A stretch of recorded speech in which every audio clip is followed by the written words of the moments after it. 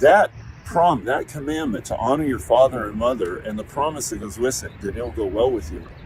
If you think of an ancient culture, a pastoral culture, they were a shepherding culture, so that's how they took care of themselves. Abraham, Isaac, Jacob, they were all shepherds. They had large herds of sheep and goats and other animals. That commandment to them would not have been understood the way it had typically been taught to me, which was, hey, teenage kids that are tempted to be rebellious, don't be rebellious, listen to your parents and honor them. That's obviously a biblical principle, and when you're at your teenage years, and you should honor your parents, just like Mark Twain said. So when I was 16, my old man didn't know anything. By the time I turned 21, I was surprised at how much the old man had learned in 5 years. We're supposed to honor our parents, but that's not how, as young people, that's not what that commandment is specifically speaking to. In their culture, how that would have been understood is adult children, when your parents get older, and see now they're not able to fully support themselves.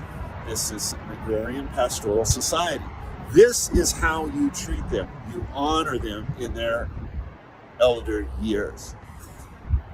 I don't take the law or the commandments as any sort of burden. I don't understand. I understand why some people view that as that. I really see them as they're the cheat code, and they're the best practices that God is giving to us. So what he's saying is the best practice for society, and the best practice for a society that dwells with me and lives in my presence, as we care about life.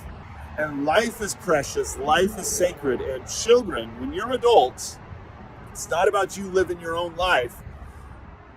It's you caring for your society, and the central point of it, the one that he brings up in the 10 Commandments, is honor your father and your mother.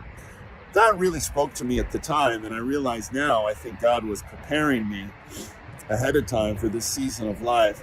And I tell you, it's been a real disruption in my schedule. One of the reasons I'm one-wheeling right now is because as I've been splitting my time between San Jose and here in Southern California, driving back and forth a week there, a week here, as my other siblings are also disrupting theirs. It's a big disruption, I'm not going to lie, and it's tough. It's not easy. But having said that, it is one of the most rewarding seasons of my life. My dad and I, yesterday, as we trained, and at the end of the drought, I'm helping him with his PT and augmenting what the PT and the OT are teaching him. We spent the whole day just really working together and praying together and talking, and it's so rewarding. At the end of the day, I pushed him up to this summit in Grand Terrace, overlooking the valley, beautiful view, and we got to see the sunset together. I tell you, it's precious, it's invaluable. So my exhortation to you, honor your father and your mother. So many people are in my phase right now. Guys, you don't want to have any regrets.